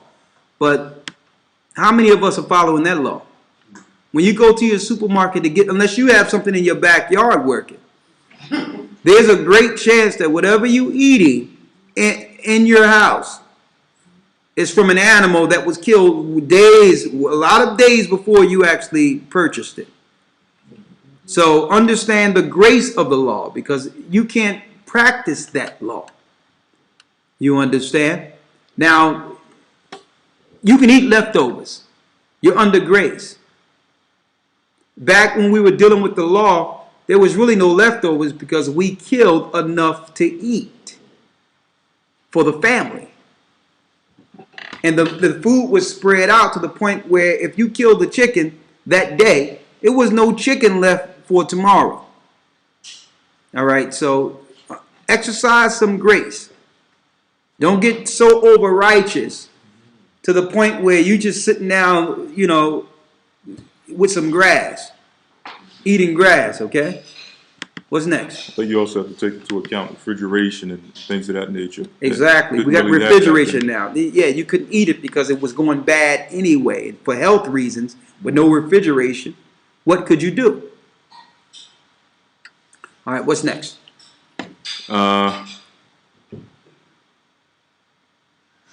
What was the name of the Jewish site? Good question. Do I still have it in front of me? We'll make sure, well, I'm not going to put it on our website because they may take it down for being anti-Semitic. But just type in Jewish Talmudic circumcision law. And, you know, you probably want to put some extra words in there.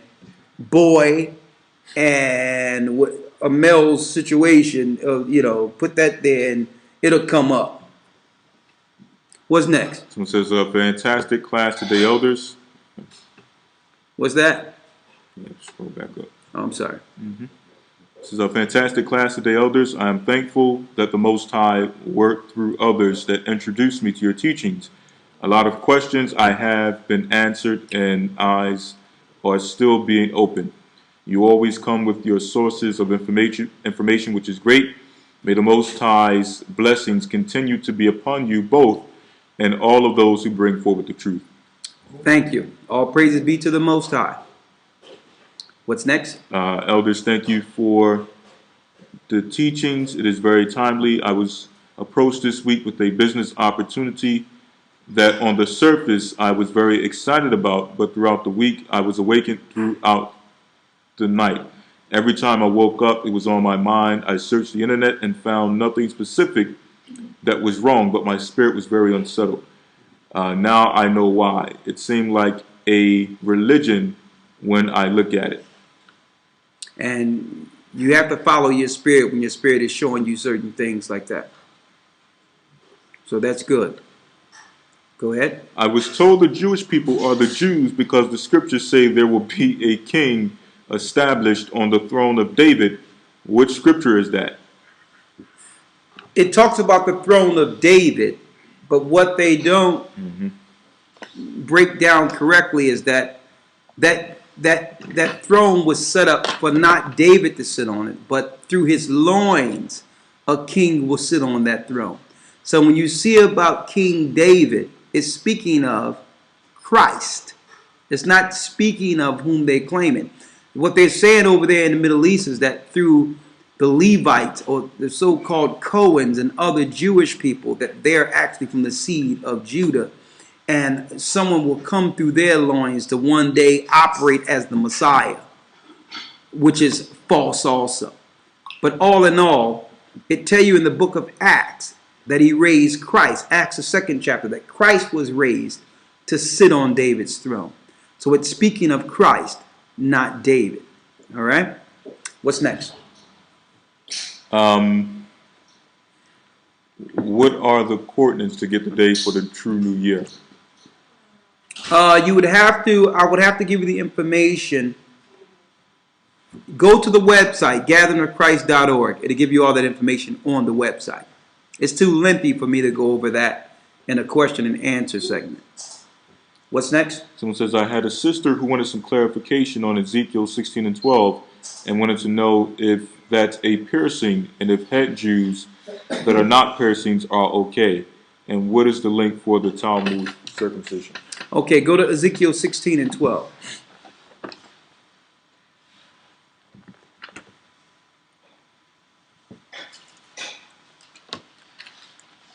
Ezekiel 16 and 12.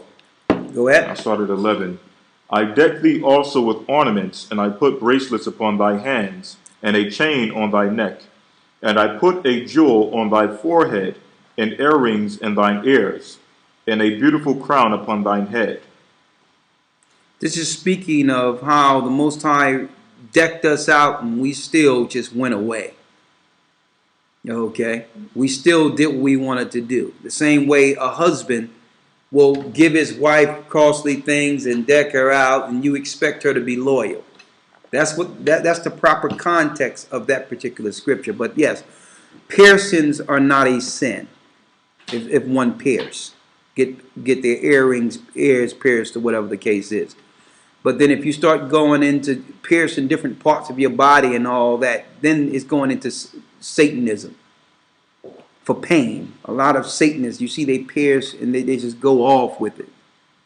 But piercing is not a sin. If one want to pierce themselves and get some earrings, there's nothing wrong with that. All right. What's next? Someone says, how can I explain to my parents that Christmas is satanic? Well, there's a few things go into play because you must honor your parents. And the best way to do it is not to say it's satanic. That's number one. All right, because this is the only way they've been taught to show their love towards their family, and it's tradition. The best way to do it is to say, you know, I found out some things about it that we should look into it that is Babylonian, and ask them, are they interested in seeing what you have to show them? If they're not interested, don't force it on them. Then it was meant for you not to serve it. But if they ask you, then you give it to them. But don't try to force anything on them, because this is the only thing they know. So you must be patient with those who are without. Don't go to them and say you're worshiping Satan and all that. Just say you found some information to know that it have nothing to do with Christ, and then give them the option of whether or not they want to deal with it, knowing that it's antichrist. But don't treat them any type of way, or they're still your parents. You must honor and love them. You don't have to participate with Christmas, but don't disrespect them, because this is the way they show their love towards you. Honor your parents. What's next? What is the difference between the Pseudepigrapha, Volume 1 and Volume 2? There's different books. There are 2 volumes because there's a lot of books. And the Volume 1 predominantly deals with, I think, the Apocrypha and certain information that's in the Apocrypha we see already. Mm-hmm. Okay? But they needed 2 volumes because it's a lot of books outside of the Apocrypha. Added. Read. When would those videos be available? Very soon. Very soon. Go ahead. Can you give elaboration and scriptures on not cooking on the Sabbath? Well, it tells you that you're not supposed to kindle a fire on the Sabbath. But what people don't realize is that during that time, if the fire was already kindled, there was no need to start up another fire. So they would have the fire going all the way through the Sabbath. So if things needed to be warm and all that, the fire was already there. Now the law was instituted because back then there was no stoves. So fire was work. Okay, you couldn't just, and if anyone, I just tried to start a fire in a fireplace the other day, and it's work. It's not, you know, it ain't just turning on a stove. So if the Most High had a law where you're not supposed to work on the Sabbath, but yet you got to go cut down the branches, cut down the trees, store the wood, do the flints and all that stuff to get it started. There was no lighters. There was nothing that we see today to start a fire. So it took work. So what you got to emphasize is the work.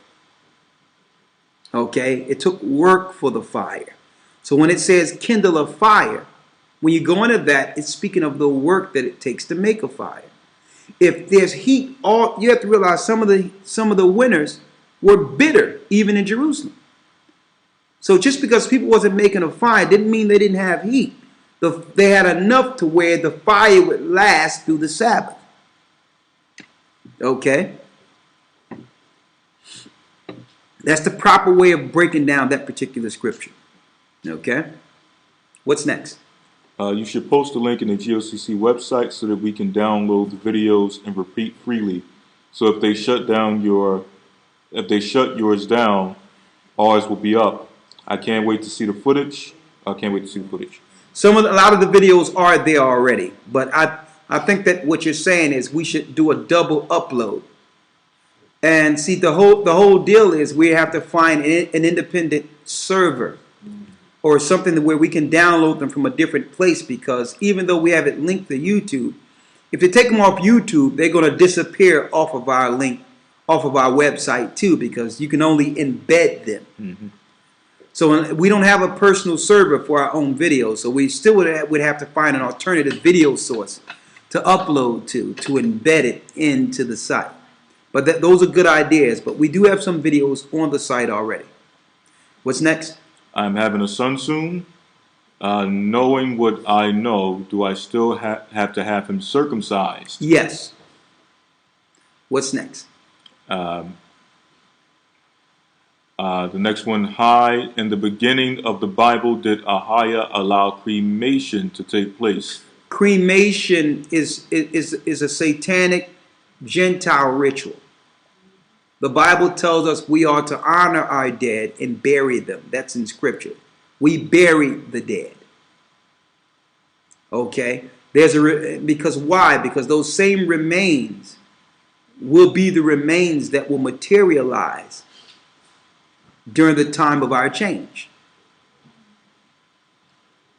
Okay? So our change, our mortal bodies, and the material in them in the earth will be materialized. So Satan have brought things into the earth, different ideologies that would try to thwart that, to try to destroy that by having you cremate and kill, and be killed off as ashes. See, those were ancient rituals of the Romans, the Grecians, the Gentiles. We're not supposed to cremate. And see what they have done, they have given a righteous burial out of the market for us, where it's cheaper just to burn the remains of the person you love in total disrespect to them. Making it where there's certain codes of where you can bury your people. You can have the land in the backyard and all that, but you can't bury and have it on your land. That's wrong. You're supposed to be able to bury on your land or purchase a plot to bury the righteous, to bury your people. So cremation is not in the Bible. It's because of the Gentile ritual. Go on the internet yourself and look at the origin of cremation. It's dishonorable. It's disrespectful. What's next?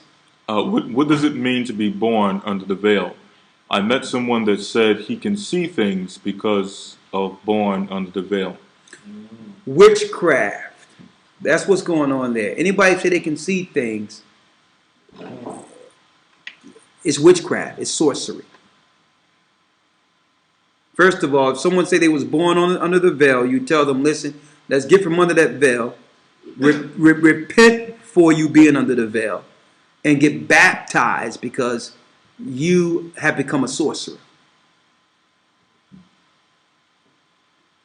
You can call it the veil. You can try to make it sound as acceptable as you would like, but you are a witch and you are a warlock.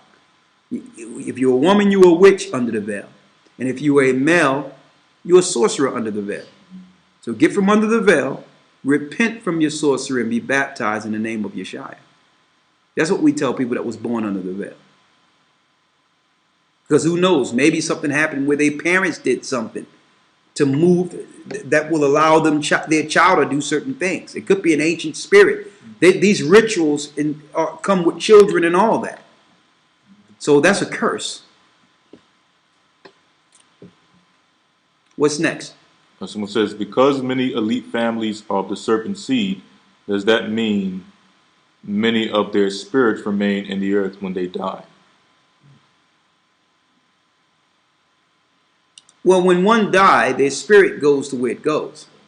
It means the familiar spirit that goes from generation. Yeah, well, if you have a familiar spirit in a person, once they get a person to die, because that's their intent, the spirit leaves and looks for another body. Okay, yeah. What's next? How do we tithe to you? If you would like to tithe, and that's a good question, you can send an email, gathering as one, that's the number 1 at AOL.com, and we'll let you know how you can support, and it's a blessing. If you can help us, that's a blessing. That's a blessing. Excuse me. Gathering as one, the number 1 at AOL.com, and for those that would like to participate in the next academy, actually, which we're doing enrollments early so that we're not crunching. So if you're looking to get into the next academy, with more information is to come, send an email, gathering as one, the number 1 at AOL.com, and we'll let you know exactly how you can participate and enroll.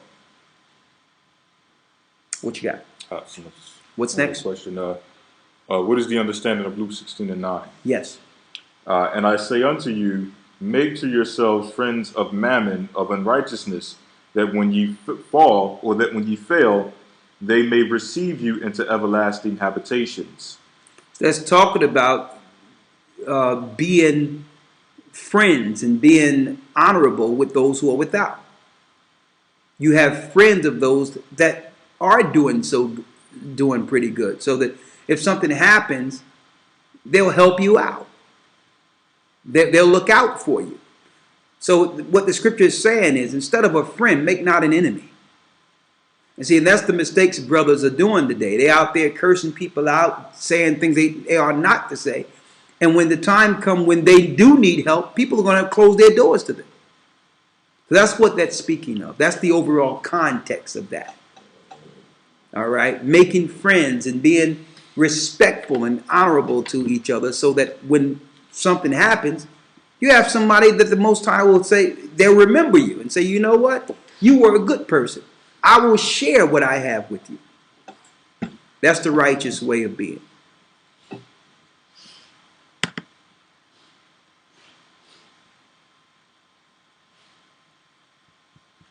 Thank you for flooding Peace FM.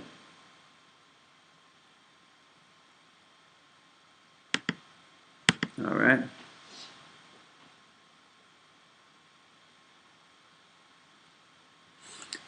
Elders, I wanted to ask if I can talk to one of you. Elders Dr. Miles Monroe and his wife, both of my very immediate family in the Bahamas. They were both killed last week. I'll call you up. What happened? He was in a plane crash. He was well known in the from the Bahamas. Oh, man. I'll call you up.